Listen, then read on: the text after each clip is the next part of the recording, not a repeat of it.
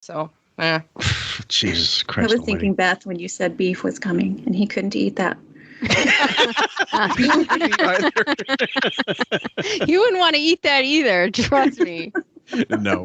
Zing! It tastes like steel mills and regret. Any underwear that's Not even underwear, but just like magazines or books or anything that would be fodder to make fun of me, like I want to make sure I didn't leave my book out, like, what to do if you're thinking about changing sexes, you know what I mean? But like I did, Howard would love that book. I did a walkthrough for that stuff, and then like I was digging this whole thing all week, and then when we were talking about it, and then Saturday, why does Mary have that book? Shouldn't Stuttering John have that book? I mean, I always knew Mary was kind of manly, but is there something that we don't know? I think when Mary was like really a lot younger, like in her prime, she actually looked okay. Yeah. She's got a mask. She's got a American Eagle fucking hook nose. But I mean, other than that, she was, she's way out of Bowie's league. Oh, that's for sure. Yeah, but so would any, biped. Why does he have that book? It's obviously just an example, but maybe the Life Bead catalog or something, a charity catalog. Kayla, did you want to say something? No, I'm still thinking about what Sam said about why does he have that book. So I really have nothing to add. He borrowed it from Howard's library. You get really stressed about it. I love how you sort of child-proof your home for everybody coming in. Howard-proof. Yeah, you Howard-proof it. You're right, Mary. Well, yeah, what you really just have to do is John-proof it for Howard. Do you know what I mean? Because Stuttering John was the one who would go, look at this book here. Well, it's funny. Like, again, that's why the show's so entertaining. He can pick stuff out that you would never think of. Like, I didn't think there were too many old radios in the house. Right. No. But, I mean, he did and brought that up. The service was not slow. I mean, my God. And you know what? Even if it was, this is at somebody's home. Okay, a little bit more, guys. Party! You can't conduct everything. Everything can't be orchestrated perfectly. I thought there was nothing wrong with it, and I don't think anybody else saw a problem. Nothing. It was a fantastic party. The dessert was great. Sam? Nothing can be orchestrated perfectly for you, for Howard.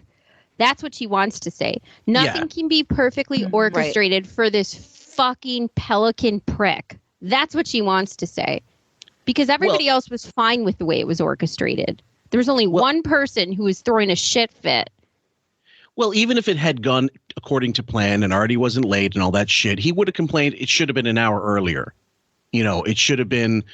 on a different day, whatever. You're just not going to win with a prick like this. He'll say the air was bad or it was too cold or whatever. Granny didn't have his shawl. Raven?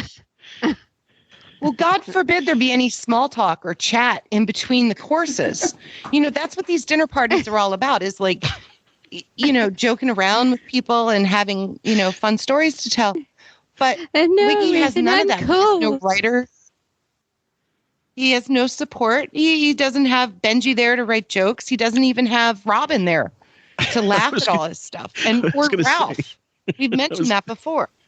I was just going to say, Gary should have invited Benji just so he could write Howard's conversation responses for him before he had to think about it. Oh, the dinner was delicious. I mean, the chef, I hope, he's okay with it. He's a French man, and he may have been insulted, and I hope that's the worst of it. I hope that nobody was. Yeah, I'm happy he's a French man, because in a way, fuck him. But, but otherwise, you know what? It's such a great little caveat, if I'm using that properly, to the story that he's that big of a deal, and he might really be insulted. Here's the funny thing. Sam? That's terrible. I mean, what?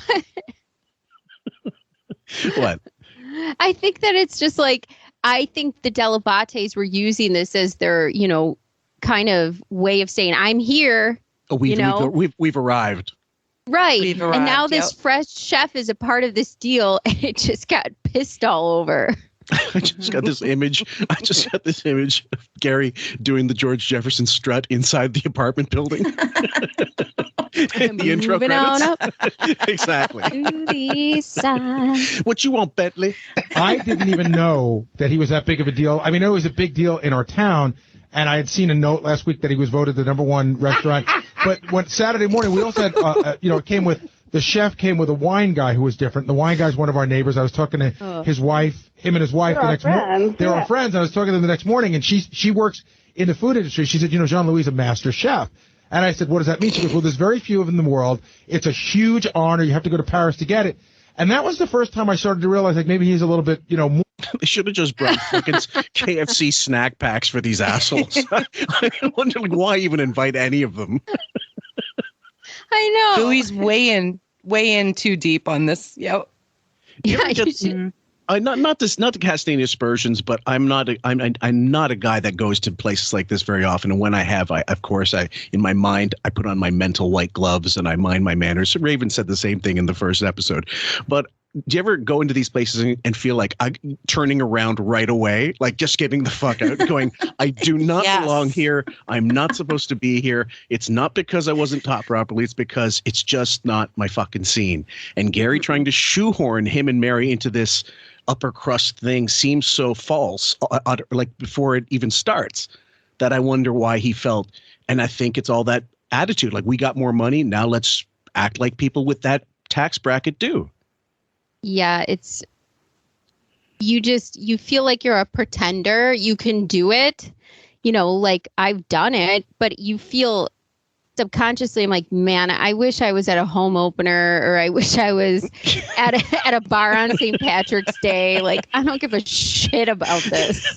I'd rather be working in the kitchen. Like, I feel like I would fit in the kitchen more so than like eating at one of those places. I don't know. They make me nervous. So we're all on the same page. Go to these places, it's like you're looking for the nearest window to jump out of. I don't know. I certainly am.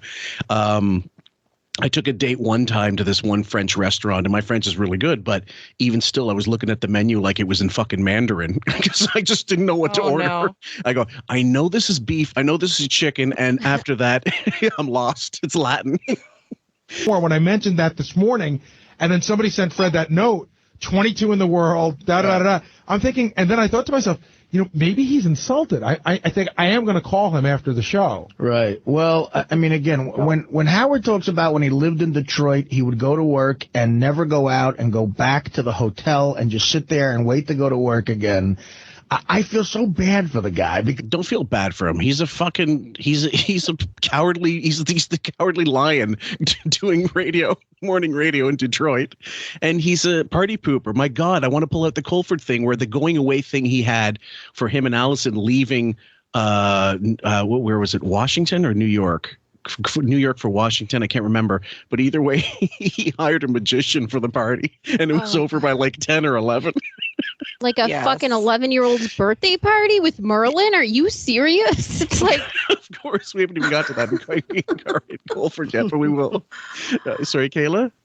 I'm just stunned. Like, I didn't know he hired a magician. Like, you know what makes the story better? What? For the New Year's party where Kevin Smith was there with John Popper, Michael Rappaport busted them for hiring a magician for that one as well. Yeah, and they made everybody watch. So imagine if you're on New Year's Eve at a celebrity party. You're probably doing bumps, smoking weed, blah, blah, blah. And you're like, okay, everybody, come and watch the main attraction. And it's a fucking guy making balloon animals. Pull the handkerchief from my pocket. Oh, okay. Pulling a rabbit from that. Go ahead, Raven. He's bringing balloons to his mother and father who were on death's door.